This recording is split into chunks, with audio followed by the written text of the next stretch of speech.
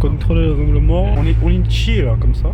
Là, dès qu'il y a la ligne droite. Ah bah, c'est un peu long. Hein. Ah là, c'est comme un ravin. Oui.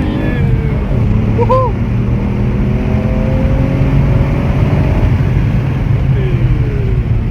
Il n'y a plus de ligne droite là. Ouais, il y a un vélo. Bah ça filme. Je sais pas quoi dire. Bah que c'est une belle voiture. Bonjour tout le monde. Aujourd'hui, je vous ai ramené une petite Puma ST. Alors c'est sorti il y a 4 mois je crois. Ça fait déjà un petit moment que c'est sorti, mais elle vient d'arriver ici. Et du coup, j'en profite pour remercier Buy My Car, Ford Buy My Car à Nice, de m'avoir prêté du coup ce magnifique Puma que je vais vous présenter aujourd'hui. Déjà, si on fait un petit tour du propriétaire, elle a été configurée avec un magnifique gris lunaire. On remarque tout de suite le badge ST qui ressort pour montrer tout simplement que à l'intérieur il y a quand même un petit quelque chose. C'est pas une simple Puma comme on peut les retrouver les normales avec les hybrides, tout ça là. J'ai envie de dire qu'on voit avec la sacrée ligne derrière quoi. Alors, Sacrée sortie. c'est vrai que là du coup il y a quelques éléments qui nous font rappeler qu'on est sur une voiture plutôt sportive. Du coup, la calandre tout en noir brillant, le petit badge ST comme je l'ai dit, les rappels en noir ici sur le pare-choc et surtout une petite lame en plastique Ford Performance. Ça rajoute quand même un petit plus, surtout ça rend la caisse plus basse, Ouais, c'est vrai. ça rabaisse le châssis et on a vraiment du coup cette impression de petite sportive alors que c'est un crossover. Et il faut savoir que c'est le seul crossover dans la gamme des crossovers avec la concurrence comme les Capture ou les 2008 chez Peugeot. C'est les seuls qui proposent une gamme vraiment sportive et pas juste une ligne sportive, vraiment une gamme sportive.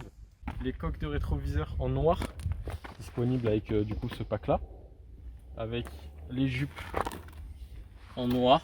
Comme vous devez peut-être le savoir, on retrouve à l'intérieur de cette Puma ST le même moteur que la Fiesta ST, donc c'est un 1,5 litre EcoBoost de 200 chevaux, un 3 cylindres, et franchement il marche plutôt bien. On va le voir tout à l'heure. Ah ça ouais, vraiment, pas mal, pas mal. bien. Pour une petite voiture de tous les jours, c'est largement conduisable. Oui. Conduisible, Ça se conduit conduisable. largement tous C'est les nickel.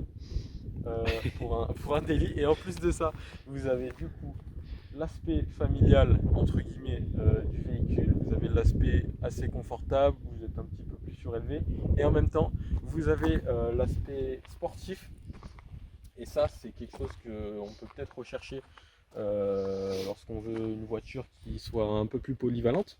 Donc déjà on remarque aussi des belles petites jantes mat ou satinées, un peu mat un peu partout là. Un peu gris. sablé, ouais. Ouais, et en 19 pouces. Donc voilà, hein, c'est des grosses jantes. Pourtant le pneu il est quand même assez grand, donc on a vraiment une bonne assise. Avec des énormes freins qui fonctionnent vraiment très bien, on va le voir après. Ça c'est violent. Ça fonctionne vraiment très bien. C'est première impression de conduite, dès que tu commences à freiner, on est vraiment sur ça pile presque alors qu'on appuie à peine, parce que c'est du 327 mm. Donc c'est quand même assez grand. Donc du coup derrière la même chose. L'arrière il est plus similaire à la Puma normale. Si on enlève le badge ST, en final c'est la même chose. Les seules vraies différences, c'est comme je vous ai dit du coup le badge ST.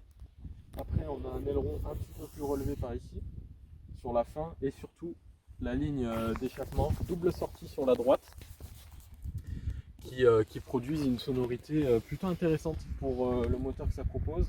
Les Fiesta ST, la Puma ST du coup, qui possèdent le même moteur, ont franchement une sonorité intéressante. Et ce que j'aime bien avec cette voiture, c'est que dans sa globalité, elle n'est pas trop tape à l'œil, elle n'est pas trop. On n'est pas sur quelque chose qui très agressif quoi. Bing, voilà, exactement. C'est pas non plus agressif, ça reste quand même discret. Ça ressemble toujours au Puma normal, sauf que à l'intérieur du coup on a un bon petit moteur qui fait. On a des rappels sur ce qu'on est évidemment. On est toujours sur une voiture sportive évidemment. Les sièges baquets vont avec, des sièges baquets Recaro avec ST en brodé dessus, ils sont vraiment beaux. L'assise est confortable. Alors attention, c'est assez étroit quand même, c'est-à-dire que quand on est assez fin ou voilà, c'est quand même on sent que Ouais, que ça nous appuie dessus, quoi. les appuis lombaires, Ouais. je vais chercher le mot, Exactement. ils ressortent beaucoup et du coup il faut faire voilà, soyez sûr que ça vous convienne avant d'en acheter un. On peut pas les changer, on peut pas mettre des sièges normaux. C'est ça qui est peut-être un petit peu dommage pour les gens qui seraient plus intéressés et que les sièges leur conviennent pas. Donc on a aussi les rappels par ici du Ford Performance qui nous rappelle quand même qu'on est sur quelque chose de plutôt pas mal avec le logo ST sur le tapis sol. À l'arrière, donc on est sur des places arrière qui restent assez Basique, quoi. Ouais, enfin pour une Confortable. voiture, on peut vraiment mettre 4 personnes, voire 5 si on est motivé dedans. Mais il faut savoir que ces sièges baquets Recaro, ils sont certes très bien, très confortables, Ouais, très ouais. sport, mais ça Ils prennent de la place, hein. beaucoup de place du coup. Je fais 1m85 à peu près. Et bon, après ça va, je peux faire un trajet comme ça. Je vous dis pas que je vous fais un Paris-Marseille avec, mais pour le coup c'est suffisant. Après voilà, si vous voulez transporter vos enfants, tout ça, ça suffit largement. Oh purée. Comparé à une clé de Ford normale, voilà. Petite différence, c'est le badge ST à l'arrière. Sinon le devant c'est pareil. Mais ça fait toujours plaisir. Voilà la bête. Le fameux 3 cylindres d'1,5 litre. Bon, ça se voit que c'est Un sacré bordel, hein. Il est petit, donc voilà. Mais c'est chaud. Il marche vraiment bien. Il marche vraiment bien. C'est plaisant à conduire. La boîte de vitesse est vraiment bien. C'est une manuelle du coup. C'est disponible qu'en manuel. Et pour une manuelle, ça se conduit vraiment très bien. Les rapports ils se passent très facilement. L'embrayage, tout ça, c'est vraiment bien fait. Vraiment très bien fait. On passe au bruit. C'est bon. Qui est le plus intéressant, on va dire. Allez. T'es en quel mode là? Donc là c'est le mode track. Le mode circuit. Mode circuit. Donc il va ouvrir les clapets et qui va libérer le tigre, on va dire, le puma. Le bruit. Donc là le silencieux, voilà, on voit que quand même. On voit le clapet à gauche.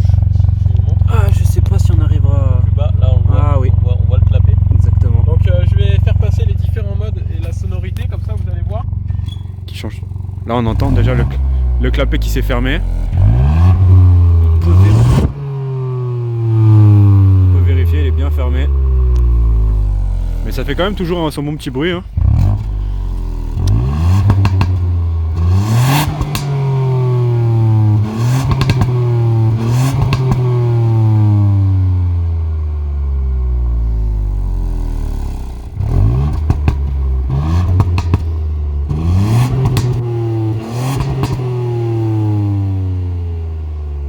C'est que c'est une voiture qui est quand même assez abordable pour une sportive.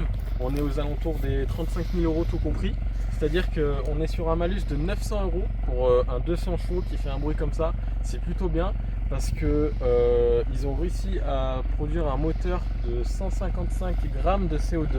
Donc comme je vous ai dit, avec un malus de seulement 900 € au lieu de beaucoup plus. Maintenant ça devient hallucinant le prix des malus écologiques. Et franchement ils ont sorti un truc vraiment bien. Et c'est pour ça du coup qu'en mode éco, lorsqu'on conduit vraiment tranquille tout ça, le moteur est capable de désactiver le 3e cylindre pour une conduite plus économe, plus tranquille. On est sur une boîte manuelle à 6 rapports avec un réel frein à main, des inserts effet carbone. C'est pas du vrai, mais c'est en relief, c'est effet vrai carbone vraiment. Ouais, ça ressort. Ouais, c'est ça. C'est pas plat, on sent le truc. Volant en cuir, gainé cuir avec surpiqûre grise, en rappel à la couleur extérieure. On a sur le volant le beau petit badge ST, parce qu'il faut quand même qu'on se souvienne qu'on est dans une ST, avec les boutons de passage en mode sport. En fait ça c'est le bouton juste pour le mode sport, c'est-à-dire que on appuie dessus, on atterrit en sport, on rappuie dessus, on revient en normal. Après, vous pouvez vous balader dans les modes, sur le bouton mode tout simplement. On voit sur l'écran, attends, je vais prendre la caméra. Donc le mode sport, une petite planète, donc avec le mode sport, le mode circuit, le mode éco ou le mode normal. Comparé au Puma normal, il n'y a pas les autres modes. Les modes roche, les modes neige, tout ça, il n'y a pas. Là, on est vraiment sur que du sport ou que du confort. C'est à peu près tout. Voilà. Hein. Après, il manque la conduite et on passe à l'action. Donc là, je m'en vais en mode normal. faire un peu de 4x4 au passage. Alors, on le met un petit peu à l'épreuve pour montrer de quoi il est capable, ce Puma. Donc, même sur une route un petit peu rocheuse, un petit peu de terre, on reste quand même sur l'esprit du Puma, hein, qui est un crossover, qui est du coup une voiture plutôt polyvalente. Donc du coup, pour une conduite tout à fait classique pour tous les jours, on est vraiment sur, comme je vous ai dit, les sièges par contre ils sont vraiment pas mal serrés. Ça, il faut faire attention quand même. On est bien pris dedans, quoi. Ouais, on est bien pris, il nous accroche bien. Bien pris des deux côtés. On est sur un toit ouvrant aussi, il est vraiment très bien équipé celui-là. Qui va jusqu'au fond. Un toit ouvrant panoramique. Qui va jusqu'au fond, ouais. Du coup, on est sur vraiment un véhicule bien garni. Donc comme je disais, en conduite pour tous les jours, on est tout à fait à l'aise. La boîte manuelle elle est très bien. La direction elle suit très bien aussi. On se croirait pas en fait dans une voiture sportive quand on la conduit pour tous les jours. Et c'est ça qui est bien, c'est qu'elle est vraiment polyvalente. Elle garde son esprit multifonction entre guillemets. Et elle est assez silencieuse aussi. Donc vraiment c'est comme si vous avez deux voitures lorsque vous passez en mode sport. On a vraiment cette impression d'une autre voiture qui n'a rien à voir, quoi. Et c'est ça qui est plutôt sympa. Il est possible de faire le launch control aussi. On va pas le faire parce qu'on est dans un endroit un petit peu bourbier. Le bourbier, ouais. Le launch control est de série. Et il y a de quoi vraiment s'envoyer, quoi. Donc là, je me suis mis en mode sport. Ça ouvre tout de suite les clapets. La voiture, elle est tout de suite plus réactive. Il y a quelqu'un qui essaie de se suicider. D'accord, il met le. Qu'est-ce qu'il fait ? Ah ouais, Ils se font plaisir. Ouais, ils font du VTT. Ils sont en VTT carrément, oui. là, dans le bord du vide. Exactement. Là. Voilà, là tout de suite en mode sport, on est sur quelque chose de plutôt différent. On sent que la voiture elle a envie de jouer. Donc là on est sur route, donc on va rester prudent, hein. Restez surtout prudent lorsque vous conduisez des sportifs ou quoi que ce soit, on n'est pas à l'abri d'un petit truc.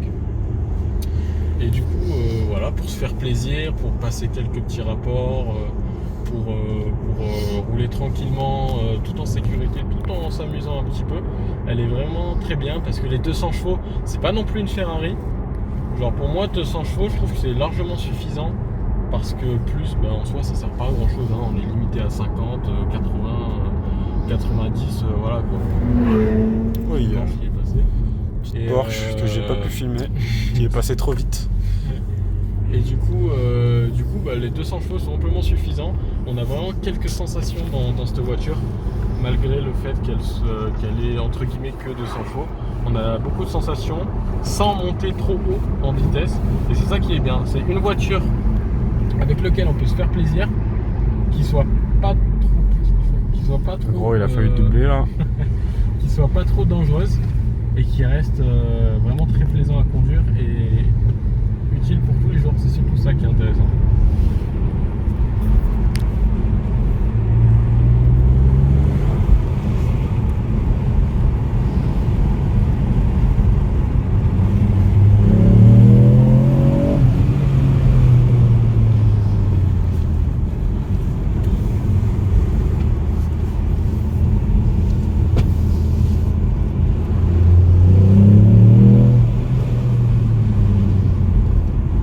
Dommage, je me rends pas réellement compte de la puissance qu'il y a en vidéo. Ah ouais, en vidéo forcément on n'a pas les mêmes sensations, mais ah oui, petite feature intéressante.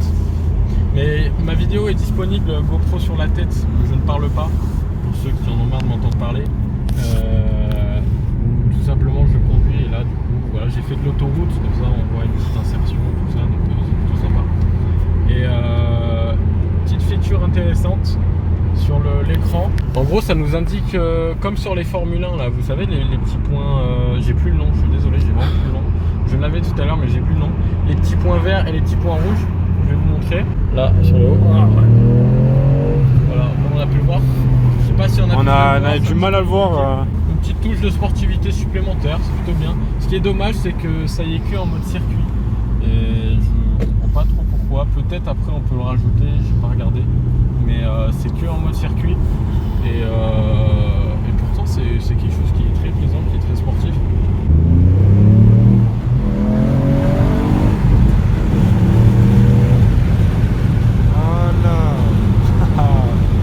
C'est ça qu'on veut.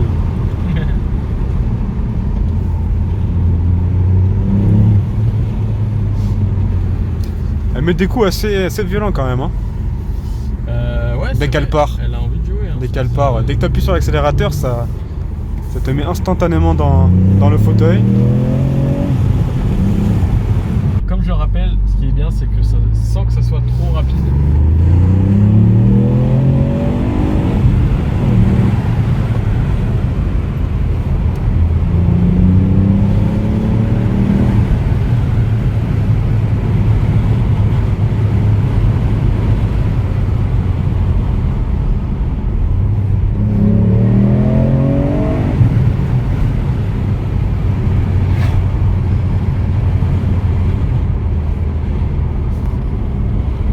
Très bien respecter les vitesses, les limitations de vitesse tout en s'amusant un petit peu.